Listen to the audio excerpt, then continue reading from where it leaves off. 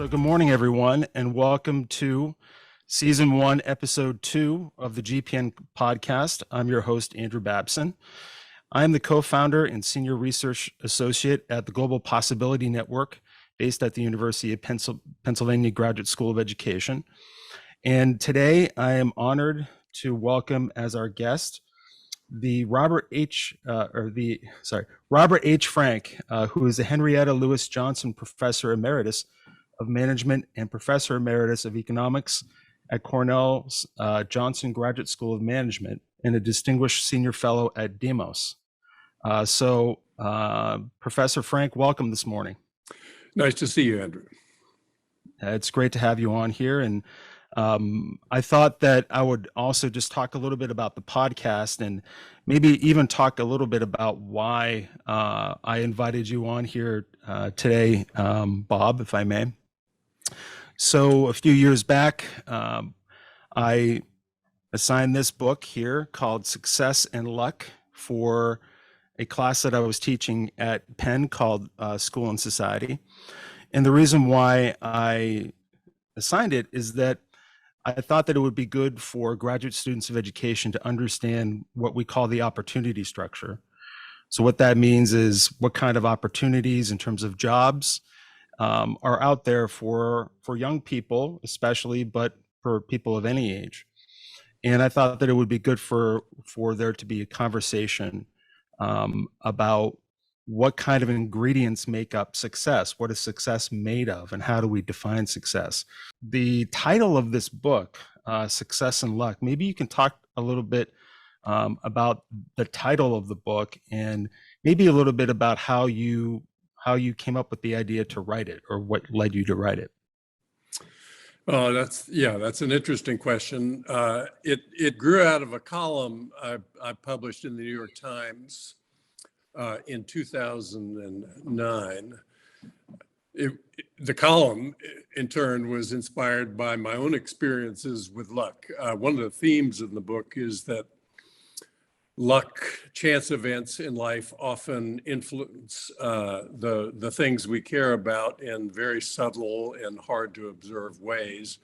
Often we don't notice their influence at all. They're so subtle and play out so gradually. But occasionally we get hit over the head with luck. And in those cases, even the dimmest among us do notice that chance was involved in that. So if you win the lottery, most people realize they were incredibly lucky if it's a big sum of money that comes their way on that route, although there too, people often tend to overstate their own agency in the outcome. The singular event that got my attention was in 2007, November, I suffered sudden cardiac death on the tennis court. I was playing with my longtime friend and tennis partner, Tom Gilovich. He tells me that sometime in the second set, we were sitting on a changeover. I collapsed off the bench where we were sitting. He knelt to investigate. I wasn't breathing. I had no pulse. He immediately shouted out for people to call the emergency services and flipped me onto my back and started pounding on my chest. He said he worked for what seemed like forever with no result, finally got a weak cough out of me and was encouraged, but then I died yet again. He was about to give up when in through the door of the tennis facility burst an ambulance crew. They cut my shirt off. They put the paddles on me. They brought me back. They took me to the hospital. I was flown to another hospital that could treat me more effectively. I survived that episode, but the doctors told me that it's against all odds that I did survive. Only 2% of people who experience an episode like that ever live to tell the tale about it, and most of them are compromised in some serious ways. Sorry, did you say 2%? 2%. If 2%. you have sudden cardiac death outside of a hospital setting, you're 2% Wow. Of living, but among that 2%, most people are quite seriously compromised by lack of oxygen and so on. Wow. The only reason I made it, it turns out, and here's the luck part, is that about a half hour before this episode, there had been 2 traffic accidents near the tennis facility, which was miles out of town, where we were playing. 2 ambulances had been dispatched to the scene of those accidents. There were serious injuries at one of them, but in the other, there were no serious injuries. And so that ambulance was able to peel off and come and deal with me. But for that, I'm not here talking with you today. So Wow. luck was very much a part of my own personal experience, and that got me interested in writing about it. Sorry for the long-winded answer, but that, No, I mean, it's great. you did ask. No, it's great to hear that personal side, because no matter what we write about or what we do professionally, there's always some kind of personal, there's some kind of iceberg of personal narrative underneath it. And so I want to kind of inch closer to something that I would call maybe a key idea from the book, and something that I think is really important to underline, which would be that, how does success relate to luck? Well, we can say that luck is an ingredient in success. If we think of success as some kind of, I don't know, not even a formula, but more like a Rube Goldberg device or something, that luck is an important ingredient in success. But there are other ingredients too that are within one's agency.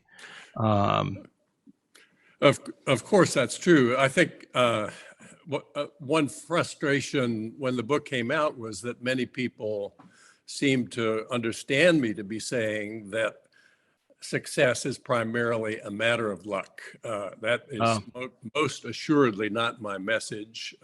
Yeah.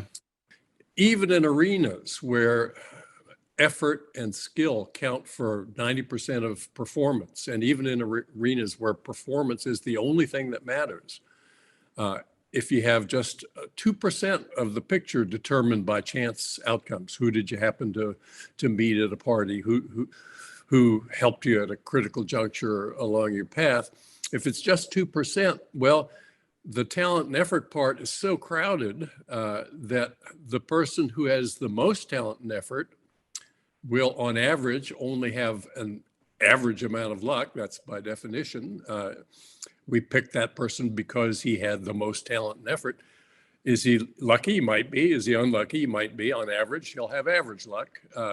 There will be others who had almost as much talent and effort, who happen to have been extremely lucky. And even if luck counts for a tiny fraction of performance, in the example I described, 2%, that's enough to push you over the top. So the message I drew from those simulations was that talent and effort are both important, obviously, but unless you're lucky, you're unlikely to win. Luck is not a sufficient condition for success, but it's often a necessary condition. Maybe we could talk about that for a minute. Why would someone have a problem with this? Yeah, it's true that in the front of my book, I had to pay $500 to use a line from an E.B. White essay published in the 40s. I was shocked that it was still expensive. I thought, since it had come out so long ago, it'd be in the public domain, but I thought it was worth paying that fee just because it captured so much of the reality. He wrote that luck is not a subject you can discuss in the presence of self-made men. They want to insist that they did it all themselves. We saw an example of that reaction when President Obama, campaigning for re-election in 2012, reminded business leaders who were successful, yes, you worked hard. Yes, you have added enormous value to the community, but try to remember too that the workers you hired, we helped educate those at public expense. You shipped your goods to market on roads that the community helped build. You were protected by police and firefighters that the community hired. It was a common effort in addition to your own contribution, and you should remember and keep that in mind and pay forward so that others will have the kind of opportunities that enabled you to succeed. There was, of course, a firestorm of outrage to people heard Obama to be saying that you don't deserve your success. It was all us that accounted for. That was not his message. It was that it wasn't just you. Right. And I think when people who think it was just them, if you try to suggest it wasn't just them, they get angry and defensive. They think you're trying to tax them more heavily or in some way denigrate their achievements. A better tactic I discovered in the last chapter in the book, I titled "Ask, Don't Tell." Don't try to tell successful people they were lucky. Instead, ask your successful friends if they can recall any examples of times when they were lucky along their path to the top. And interestingly, they don't seem offended by being asked that question. They find it an interesting question. They'll think about it, and their eyes light up when they can think of an example of a time when they were lucky. They'll tell you about it.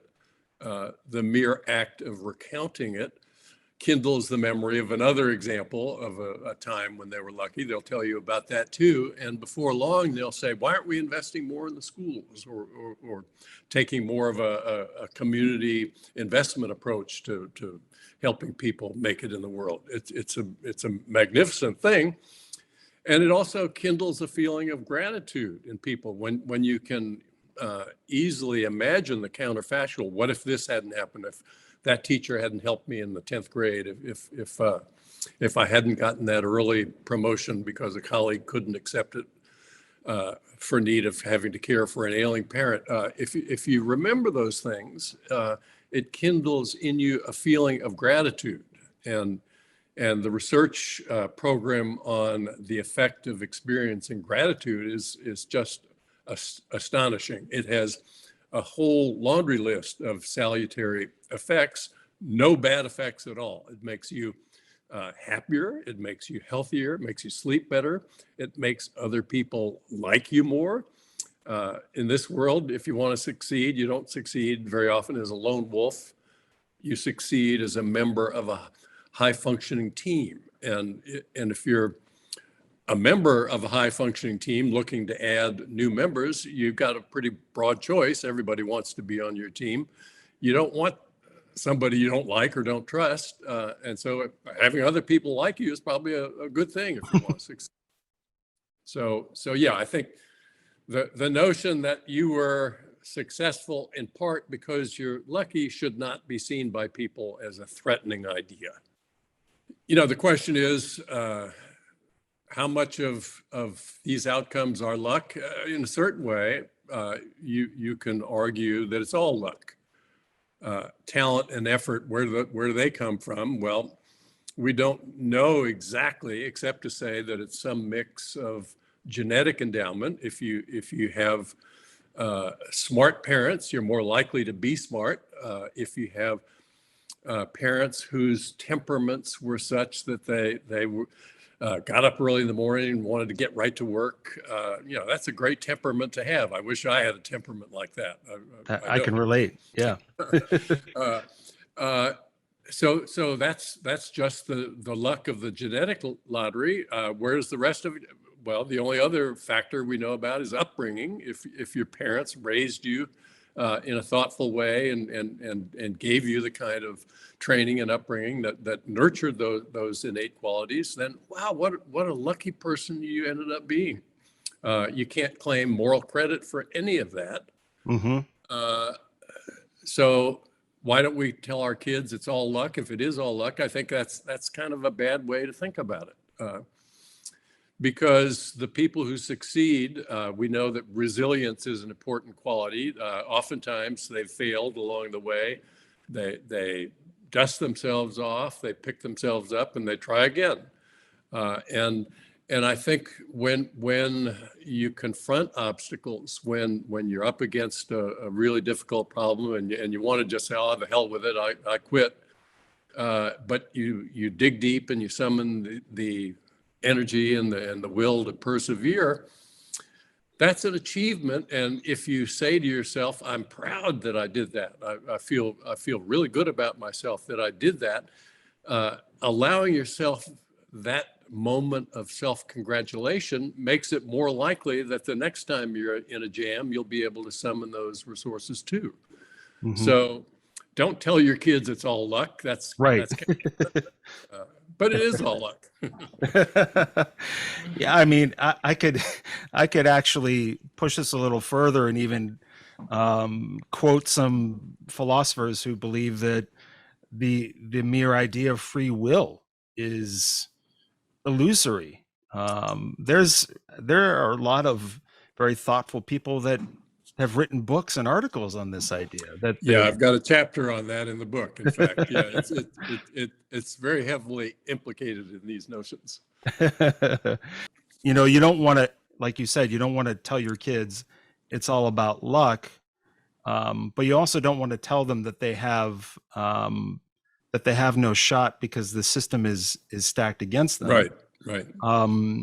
Because then, you know, in psychological terms, I mean, this is just my sort of pop notions of it.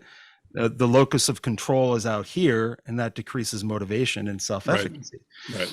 And so you want to be able to empower young people with an idea that they do have some kind of agency or control by making thoughtful decisions, by being able to getting some, maybe asking for a mentor. There are lots of ways that kids can cultivate some agency, but I think that going back to your narrative a minute ago of self-talk, of someone who congratulates themselves and makes sure that positive reinforcement kind of soaks in so that they're motivated to continue on. It's almost as if you imagine like a little, a devil on the shoulder, so to speak, saying, but maybe it was all luck, something like that. And then the whole belief structure kind of falls apart. In other words, I think that maybe this is a matter of just working the idea in and seeing it as something that you kind of use rather than something that has this kind of totally negative power. In other words, the idea that luck is an ingredient in success, going back to what you were saying earlier, you know, it shouldn't tackle like a house of cards or like a Jenga tower, whatever metaphor you want to use. This idea that you made the most out of the opportunities in front of you by sacrifice and hard work, and those are all not only intrinsically good qualities usually, but they are necessary for any kind of achievement, really. Right. So yeah, if you stay focused, if you work hard and keep at it, you're much more likely to do better than if you don't do those things. That's no guarantee you're going to succeed in material terms on a grand scale. Most people don't, even though they've done those things, but you're going to do better, and that's enough. I mean, I think we are in a competitive environment. The people who don't try to do the best they can inevitably fall back in the queue and do worse than they would have done. So the idea, I think, that, let's say, the way that we talk about success and luck is very important, especially to younger people, leads us to an idea, which is that maybe it's really important that we talk in terms of probability, that we say, if you work hard, you focus, it increases your probability that you will reach your goal. It doesn't guarantee it, right? And the reason why I want to underline this idea is that it's hard to convey that to a young person. It's hard to convey that to anyone because it's such an abstract idea. It's almost as if until you've lived it subjectively, it's hard to really understand that, wait a minute, I did everything that I was told to do and I still didn't reach my goal. I made the perfect plan. I had all these things lined up and it still didn't work out. It's almost as if, and this leads me to the policy conversation, it's almost as if there's no room in the narratives. We talk about culture. In our culture, there's no room for this idea. It's almost as if, the reason why you didn't succeed at your goal is your own fault. And you didn't do what you were told, and you didn't follow the rules, so to speak, right? Whereas in fact, how life works is that it's often the case, not sometimes, but often the case, that you do everything right or everything that you think is right, and you still don't reach that goal. And so that opens us up to the following, which is, how do we create a space in our cultural narrative for that, for someone who does everything they should but they still fall short? How do we help that person not blame themselves and stay motivated to do things? Because they might have a lot of talent and a lot of resources to bring, but if they're really discouraged and demotivated and they blame themselves, as our culture kind of says, our culture says it's your fault if you don't succeed. That's kind of an American thing, right? And that leads to this policy idea that we've talked about, which is, some simple changes in tax policy could perhaps create a safety net, or let's say I like to think of a playing field. I like to use the metaphor of a game, that it can create a playing field that is not so treacherous or not so precarious for people, that people can try things and fall short and not fall really hard, that there can be, that can encourage people to take more risks if they know that, hey, if I fall off this tightrope, I'm going to fall 300 feet and break my back or something, or worse. Maybe you can elaborate on some of these connecting ideas. Yeah, that's a broad set of questions, obviously, but I think one of the fears that successful people, especially extremely wealthy successful people, seem to have in their reluctance to talk about luck's role along their ascendance is that they think if they admit that they were lucky, that will embolden government bureaucrats to tax them more heavily, and then they'll be robbed of the just fruits of their success. And that ends up being just a completely unsupported belief from hundreds, thousands of studies that we've now conducted of the determinants of human flourishing. There are countries in the world, there's a World Happiness Report. Every year it's published. How happy are the people in this country? And they don't really mean how happy they are, because the top country on that list is Finland, and the Finns, as everyone knows, are actually a lot. Great joke I heard in college was, how do you define a Finnish extrovert? He's the one who's staring at your shoes. They're not happy-go-lucky in any obvious way. They come out on the top of the happiness surveys because the question really doesn't focus on how joyous do you feel at the moment. It's really, all things considered, how satisfied are you with the course of your life these days? And, and they come out fully on a 10-point scale. So you have to give it a number anywhere from 0 to 10, 10 being the best possible state you can imagine, 0 being you can't conceive of anything worse than your current state of affairs. So they come out over 8 on that 10-point scale, which is a full half point higher than people in the US. In Sweden, they tax top earners at a rate of about 56%. In the US, it's 39%. We've lowered the top tax rate here steadily since World War II with only a few minor variations. But what the literature on the determinants of human flourishing says clearly is that when the people at the top have less to spend on themselves, nobody's questioning whether they have enough to buy what they need. They've got so much more than that. They would be laughed out of court if they complain they can't get what they need. What are they worried about? Oh, I won't be able to buy life's special luxuries. Well, what do they want? If you're a New Yorker, you want a penthouse apartment overlooking Central Park. There aren't enough of those to go around, obviously. There are only so many buildings, so many tops of buildings, therefore. So who gets them? The high bidders get them, the people who outbid others who want them. And when the top earners pay a little more in tax, the relative purchasing power that they bring to the auctions that determine who gets those special luxuries, all of which are in scarce supply, they're never enough to go around, is completely unaffected by that.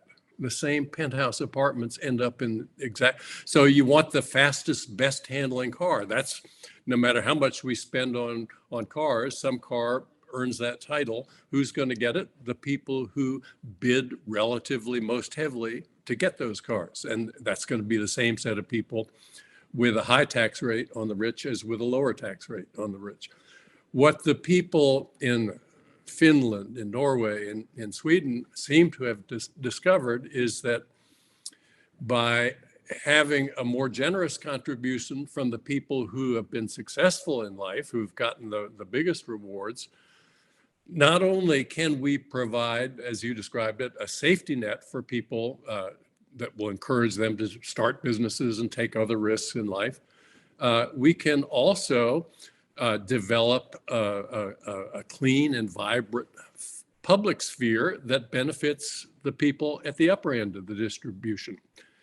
Who's happier? A rich motorist in a low tax country who drives his $400,000 Ferrari on pothole-ridden roads, or a rich motorist in a high tax country that drives his Porsche 911 Turbo on well-maintained roads. There's no driver who would seriously answer that he'd rather drive the Ferrari on pothole-ridden roads. It's just the two cars are very nearly equal in quality. By the time you get a car that's that expensive, it's got every feature that affects handling.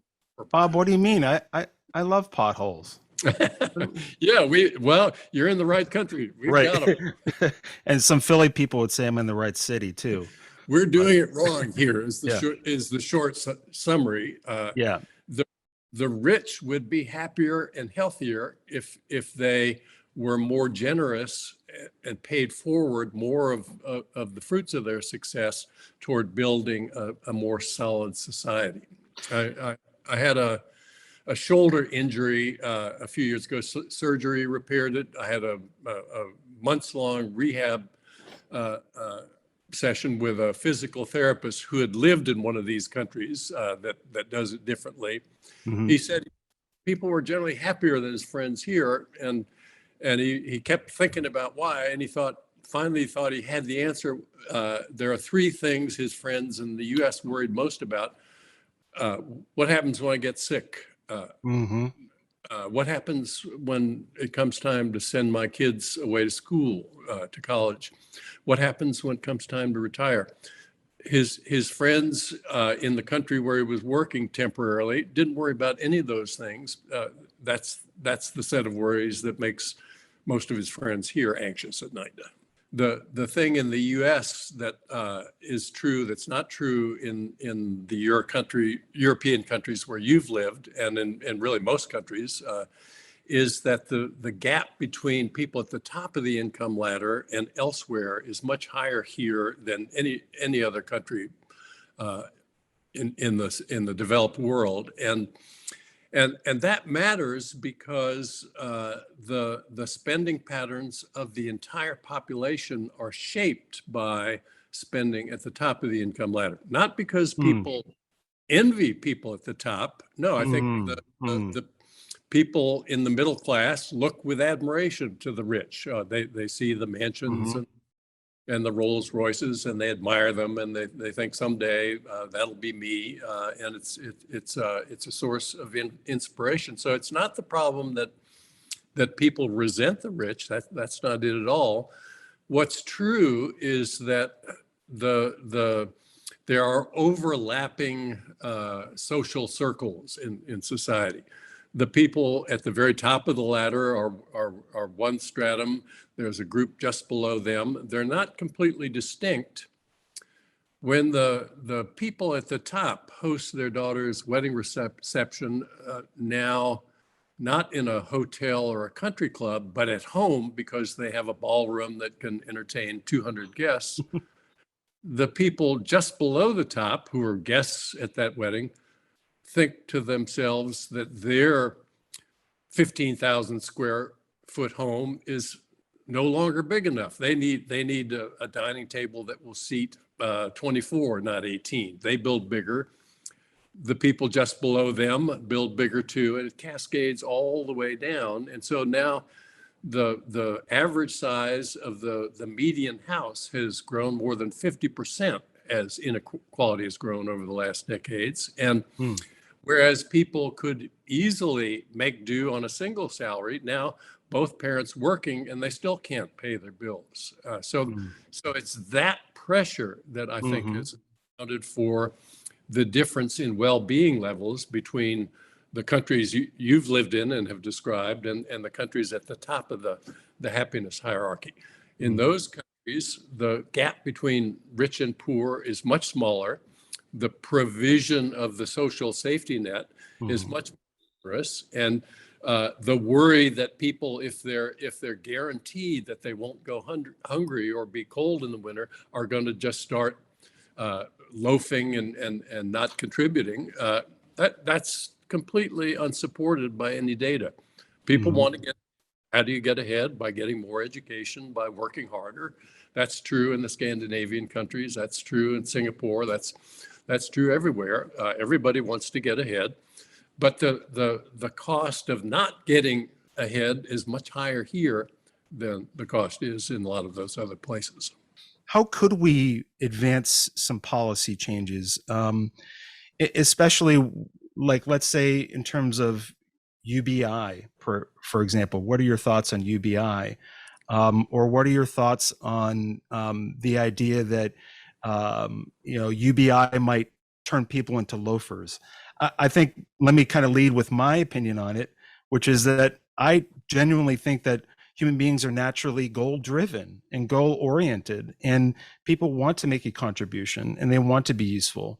I just think people do it in their own way. And I think that my hypothesis anyway is that if people know that their needs are covered, that could actually create the kind of entrepreneurship that a lot of people from who talk about pulling yourself up by your bootstraps and et cetera, maybe on the more libertarian side, champion.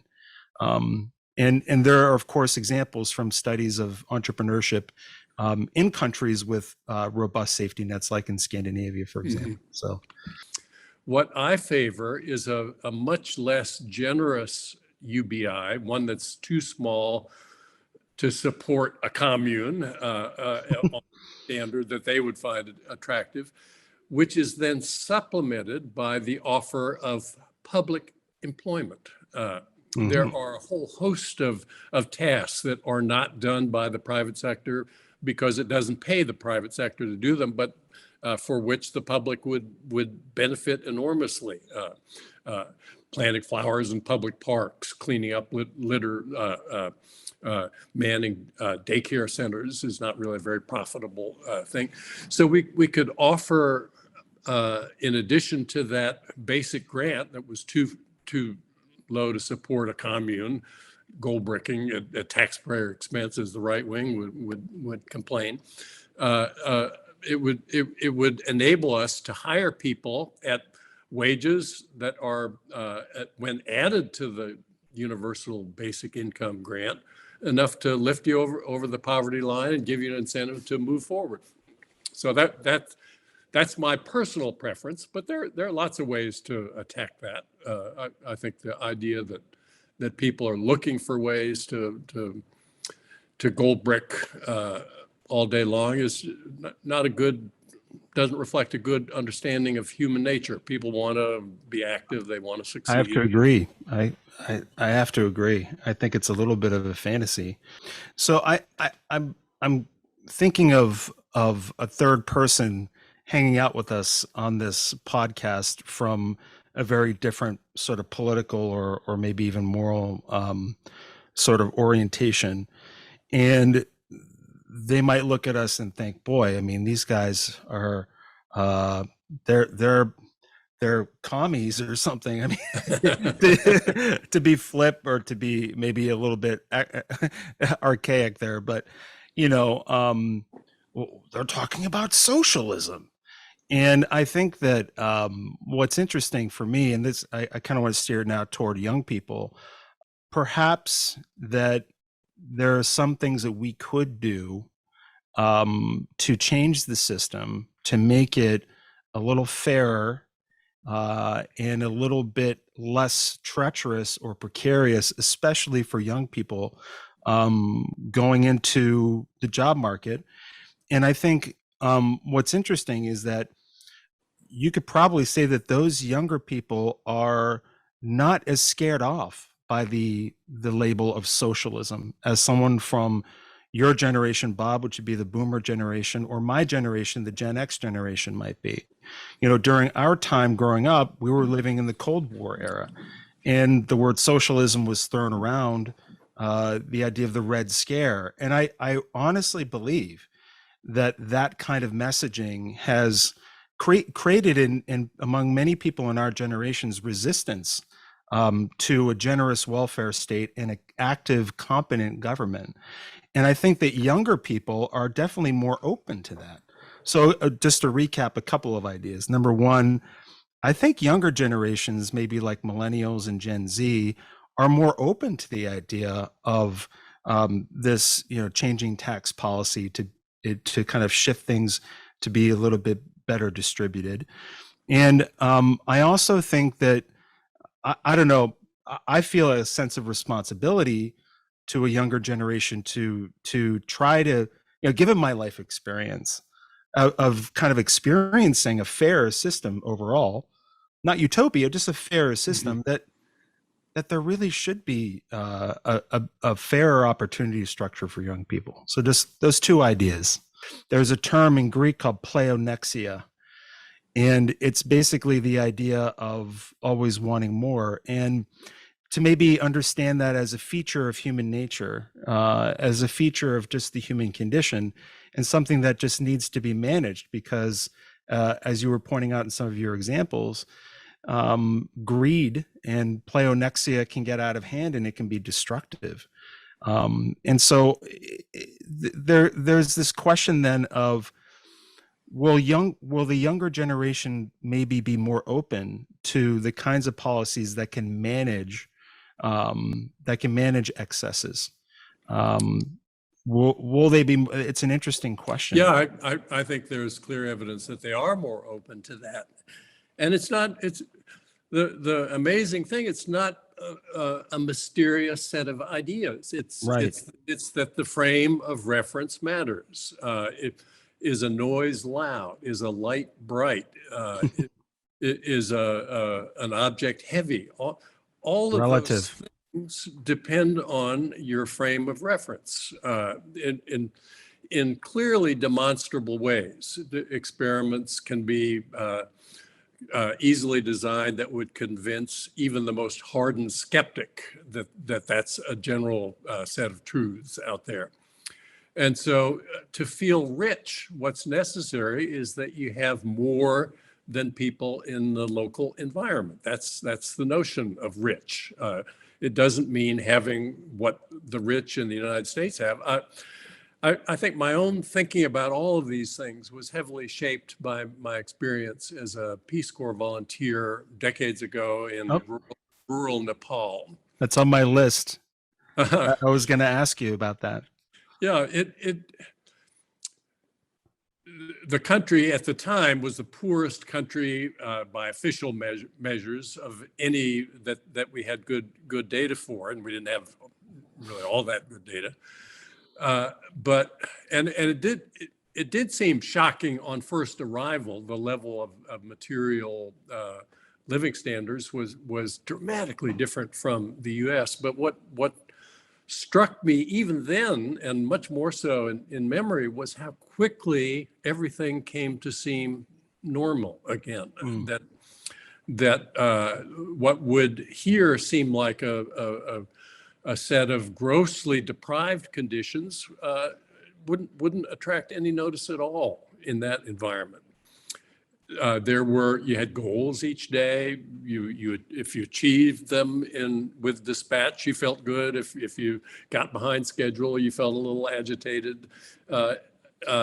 There were absolute things that matter. There were people in my village that died of smallpox because they weren't vaccinated against it. So there were obviously things that mattered from the standpoint of the low level of income in the country. But the main thing I took from that was that the frame of reference is very elastic. How big of a house do you need before the house feels big enough? Well, that's a completely elastic notion. 2,000 square feet would feel like a mansion in many environments. Here people feel, well, we need bigger. We need bigger, not just because other people have bigger and bigger seems better, but because if you don't have a house that costs the same as the ones lived in by people in the middle of the income distribution, your kids are going to go to below average schools. So you got to keep up if you care about material things or not, because that's life's graded on the curve is the short story, and we can inflate everything to no avail. Some things, when they all get better for everybody, it matters. Health, longevity, all those things seem to matter. But when all the houses get bigger past a certain point, there's no gain from that. It's probably worse for everybody to have to deal with a 40,000 square foot house than with one spanning mere 20,000 square feet. And I think that notion of relativity is very, very powerful. And I think that we could probably elaborate on that a little bit in terms of how social media creates these comparisons and these desires and kind of pulls on people's emotions.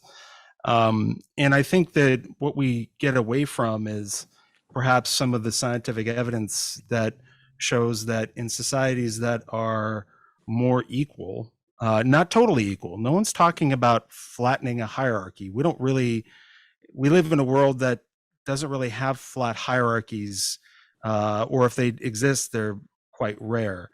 And in case anyone's interested in my personal opinion, I don't even think that is really feasible or even necessary.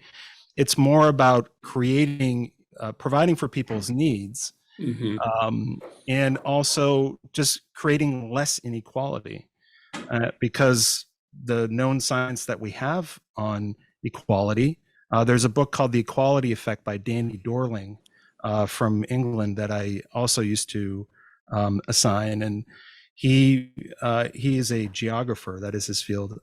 He's an academic. And in a nutshell, he compiles a lot of evidence to show that in more equal societies, people are generally happier. And so you do have this kind of push and pull then between the interests of a small group of people kind of outweighing the interests of most people. So again, we're kind of back at this point of what can we do to create a fair system, especially for young people that are entering it. And it seems that we need to look at political solutions and governmental solutions, because these are large scale problems that require large scale government scale solutions. Yeah, it's a deep irony. I think the people at the top of the income ladder are very reluctant to admit that luck had any role at all in their success, because they're so fearful that if they do admit that, government will feel more emboldened to claim some part of the fruits of their efforts as rightfully belonging to the community. The Scandinavian countries, where I think there's much more recognition that if you did well, it's because of the fact that society did well. That's a large part of the explanation for why you did well, and a much greater willingness to share the fruits of your having done well with others in the society. That helps explain the fact that not only are people at the bottom of the income distribution in those countries, at the middle of the income distribution, but also the people at the very top of the income distribution in those countries are happier and healthier than their counterparts in the US. It's a very much non-self-serving position that the radical capitalists have asserted. If you succeed, you're not going to be as happy here as if you succeed in those other environments. Yeah, I think, and it's not that people don't succeed in those environments. There are billionaires per capita in Sweden than there are in the US. That's interesting. I would not have guessed that. Yeah, you wouldn't. If you listen to the rhetoric, you would think everybody in Sweden would be on the dole, and there wouldn't be any billionaires, but more billionaires per capita than we have. You know, you can't build a system that guarantees that people will reach their goals. That kind of system is impossible. But you can build a fair system, perhaps.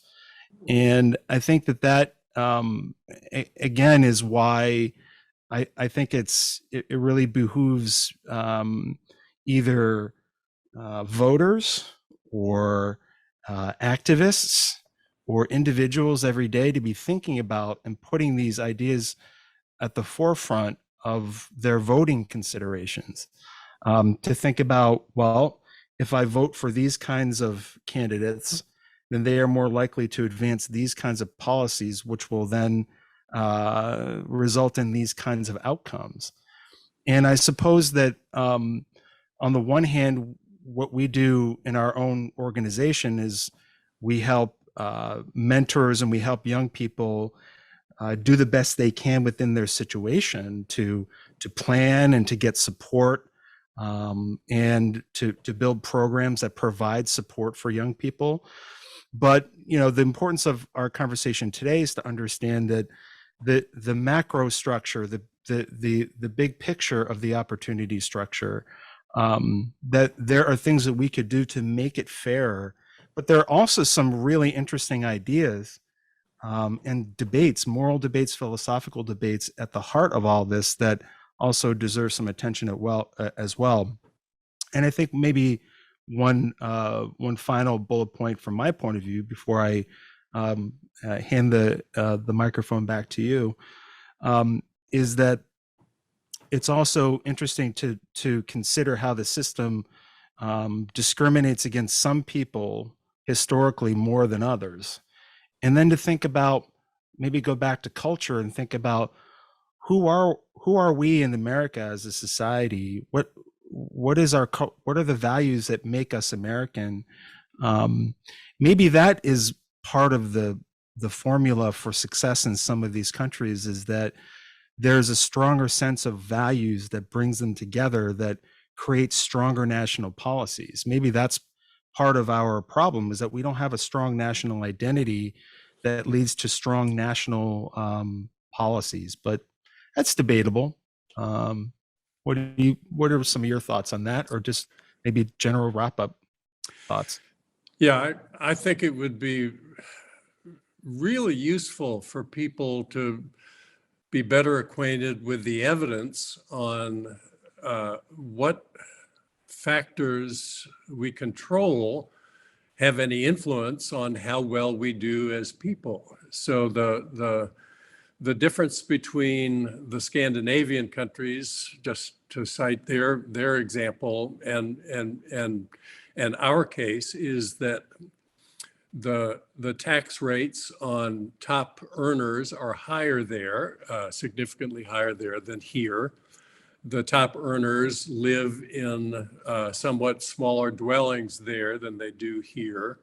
But the mix of public expenditures is very different in the two countries. The poorest of the population is much, much less poor there than here. My hope eventually is to, well, I'd love to live long enough to see this, is just for that realization to become a little bit more widespread, and we would just vote for different policies. You know, we could have a more progressive tax system, fund a different mix of public goods and services, scale back a little bit in the rate of growth of private consumption expenditure to no penalty whatsoever. Why not do that? It seems, just in our conversation here, I mean, if anything goes against the idea of the rational, self-interested actor, it's the idea that these blatantly evidence-based insights have not translated into policy. And we've made a very I think set of rational arguments for proposing something that is in line with a certain moral vision. But I think the fact that that it's so difficult to achieve just goes to show how, emotion and distortions, they are quite powerful. And I think that there are special interests that these things don't, these kinds of changes don't happen overnight, I suppose. The irony, though, is that the special interests, as you describe them, that are preventing the changes that would benefit us all from taking place are actually working against their own interests as well. And to me, the enduring mystery is, why is it so difficult for them to see that? Invite your listeners to speculate on why that might be so, because I have been thinking about that for a long time, to no avail. Yeah, it's tricky. I mean, maybe the yellow skies that are, I don't know about where you are in Western New York, but here in Philadelphia and I-95 corridor, yes, we've got yellow skies and red suns, and same here. Okay, so maybe this kind of event, these kinds of natural events can sometimes provoke a shakeup of thinking for some people. Who knows? But in any case, a hopeful note to end on. Yes. All right. Well, Bob, thank you very much. It's been a big pleasure. And for me too, Andrew. Thank you for inviting me to participate. Absolutely.